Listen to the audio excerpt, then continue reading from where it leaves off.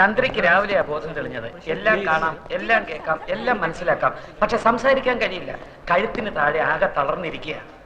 ഒരു സ്ട്രേഞ്ച് കേസായിട്ടാണ് എനിക്ക് തോന്നുന്നത്. പക്ഷെ പ്രതീക്ഷയ്ക്ക് വകയുണ്ട്. രോഗിയുടെ മനക്കരുത്താണ് ഇവിടെ പ്രധാനം. ഒരു മിറക്കിൾ സംഭവിച്ചാൽ നാളെ തന്നെ എഴുന്നേറ്റ് നടന്നു എന്ന് വരാം, ചിലപ്പോൾ 4 വർഷമായി എന്നും വരാം. എല്ലാം തന്റെ കയ്യിലാണ്.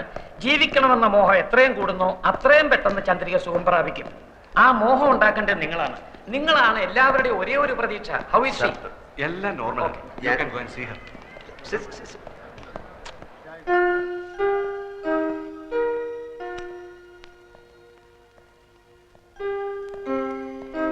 കൊച്ചെ, എനിക്കൊരു കാര്യം പറയാനുണ്ട്. എല്ലാരും കൂടെ എന്നെ തെറ്റി.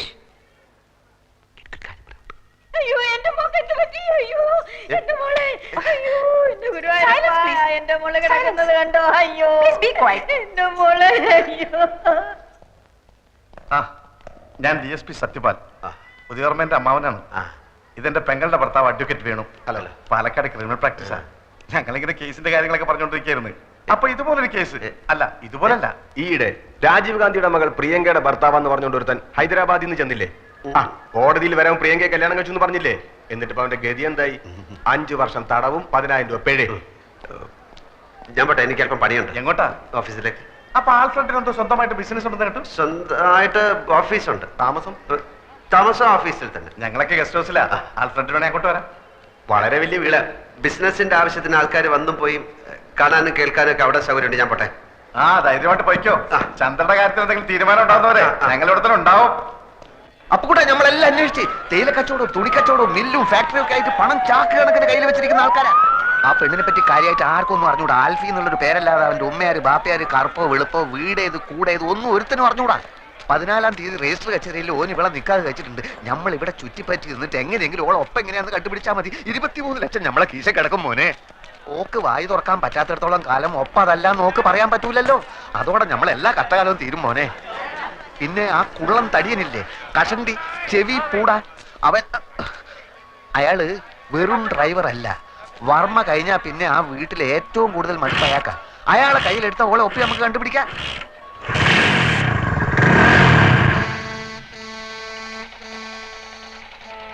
ഇനി എന്താടാ ഒന്നും മിണ്ടാത്തത്?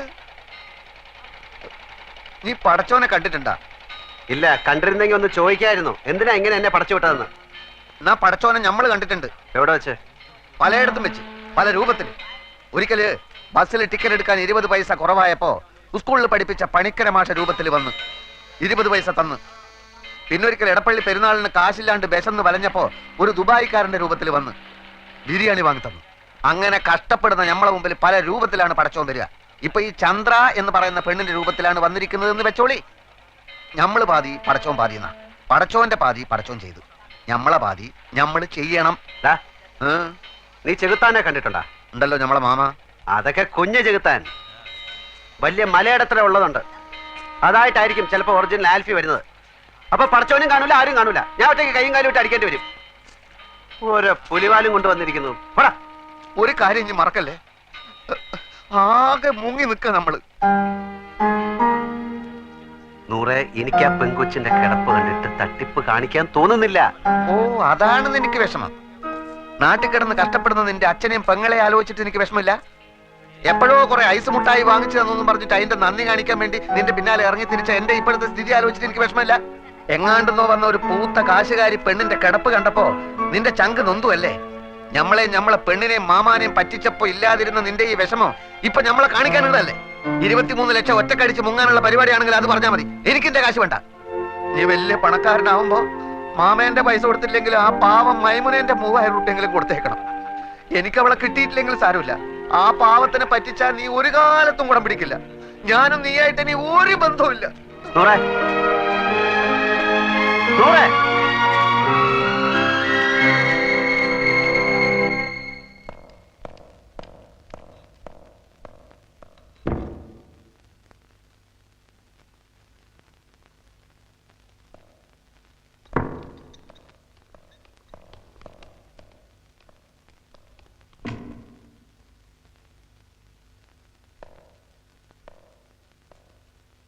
കൊച്ചേ, നിനക്കെല്ലാം കാണാനും കേൾക്കാനും പറ്റുമെന്ന് എനിക്കറിയാം.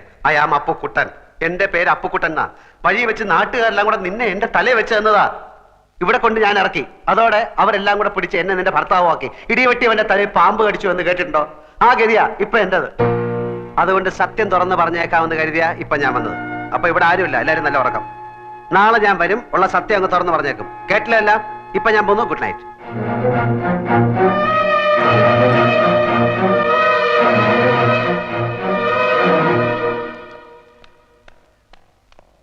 അവിടെ നിന്നേ, അവിടെ നിന്നേ. ഒരു പാവം പിടിച്ച പെണ്ണിനെ പ്രേമിച്ച് കെട്ടിയിട്ട് അവളെ ഒന്നിനു കൊള്ളാതായപ്പോ മുങ്ങി രക്ഷപ്പെടാൻ നോക്ക. അങ്ങനൊന്നുമല്ല. പിന്നെ താനല്ലടോ അവളുടെ ഭർത്താവാണെന്ന് പറഞ്ഞു ഓപ്പറേഷൻ മുമ്പ് ഒപ്പിട്ടത്. അതൊരു പെണ്ണുമ്പോൾ അവിടെ ഒപ്പിട ഇവിടെ ഒപ്പിട അവിടെ ഒപ്പിട എന്ന് പറഞ്ഞപ്പോ ഞാൻ ഒപ്പിട്ട് പോയതാ. അതിപ്പോ നീ ഉണ്ടാക്കിയ സൂത്രല്ലേ? സൂത്രം ഒരു മറ്റേ വർത്താനം പറയരുത്. എന്റെ പേര് KC അപ്പുക്കുട്ടുന്ന. കുറ്റിപ്പുറത്ത് ചേരിൽ അപ്പുക്കുട്ടുന്നാര്. തനിക്ക് വിശ്വാസമല്ലേ? ബർത്ത് സർട്ടിഫിക്കറ്റ് SSLC ബുക്ക് നാളെ കൊണ്ട് കാണിച്ചു തരാം. അതിപ്പോ ഏത് ചേരിയിലും ഏത് പേരിലും ആർക്കും കിട്ടും. എന്നാലും കാര്യം ചെയ്യും. അവന്റെ പേരെന്താ? ആൽഫ്രഡ് ഫെർണാണ്ടസ് എന്നൊരു കല്ലാസ് ഉണ്ടാക്കിയിട്ട് താനാ അവളെ കെട്ടിയെന്ന് പറ. പോയി പണി നോക്കണോ? നീക്കണോ?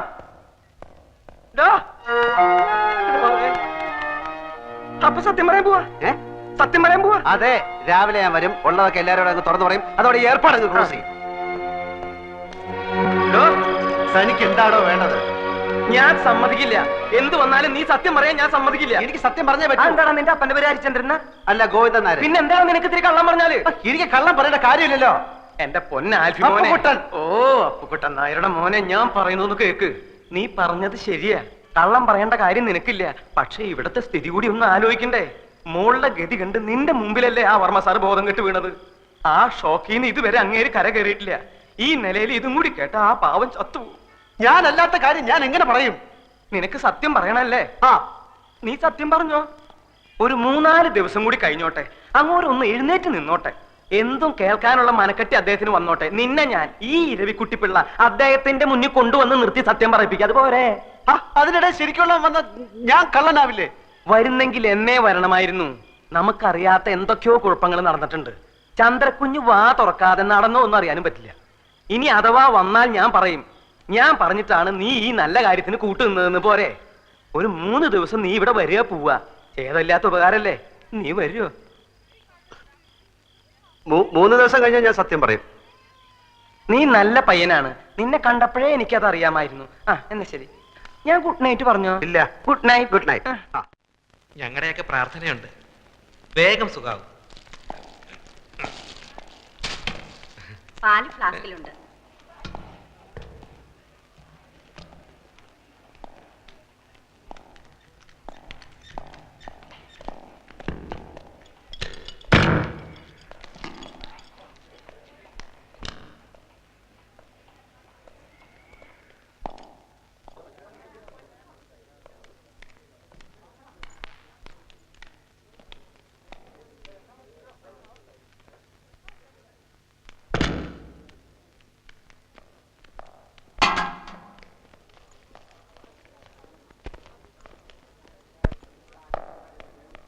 ഇരവിക്കുട്ടിപ്പിള്ള പറഞ്ഞു, ഇപ്പൊ സത്യമൊന്നും പറയണ്ട.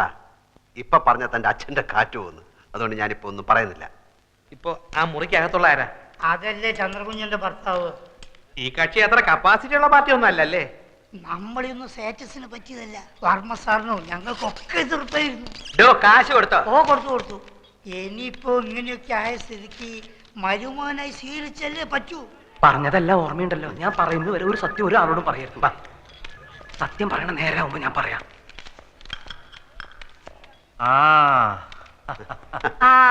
ആൽഫി വന്നോന്ന് അനിയൻ അന്വേഷിക്കായിരുന്നു. നല്ല ചായ ഉണ്ട്, വീട്ടിൽ നിന്ന് കൊണ്ടുവന്നാ. നമ്മുടെ സ്റ്റേറ്റിലെ ചായപ്പൊടിയാ. ആൽഫിക്ക് ഇവരെ ആരെയും പരിചയമില്ലല്ലോ. ഇത് എന്റെ മൂത്ത പെങ്ങളാ. ഇത് പെങ്ങളുടെ മോള് ബിന്ദു. ഇത് ശോഭ. ഇനി ഒരു പെങ്ങളുണ്ട് അമേരിക്കയിലാ, അമ്മുക്കുട്ടി.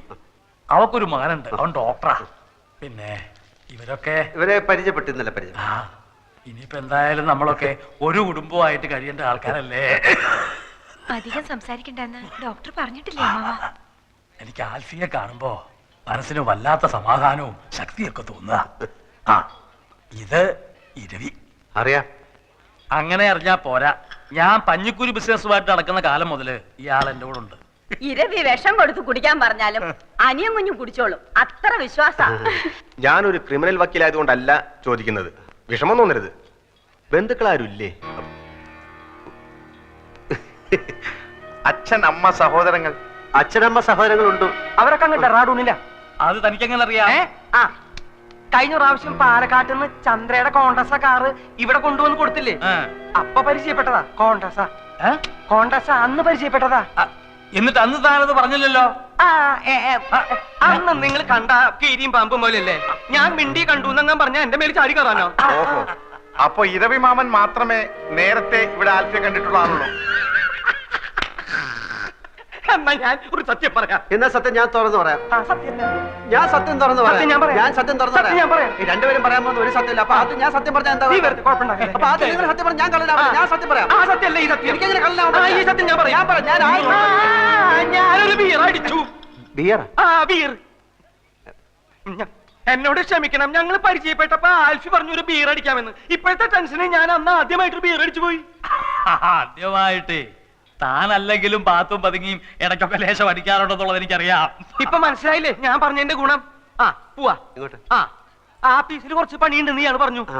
ആൽഫി, എനിക്ക് ഇപ്പൊ നല്ല ആശ്വാസമുണ്ട്. എന്നാലും 2 ദിവസം കഴിഞ്ഞ് പോയാൽ മതി എന്നാണ് ഡോക്ടർമാര് പറഞ്ഞത്. അത് മതി, അത് മതി. പ്രഷറൊക്കെ നോർമലായിട്ട് എനിക്ക് ചില കാര്യങ്ങൾ പറയാനുണ്ട്. ഇപ്പൊ വേണമെങ്കിലും പറയാം. ഇപ്പൊ വേണ്ട, മനസമാധാനമായിട്ട് ഭാവി തീരുമാനങ്ങൾ എടുക്കേണ്ട കാര്യങ്ങളാണ്. വർമ്മ സാറ് കിടന്നോണം. ഞാൻ എനിക്കും ചില കാര്യങ്ങൾ പറയാനുണ്ട്. എനിക്കൊരു കാര്യം പറയാനുണ്ട്.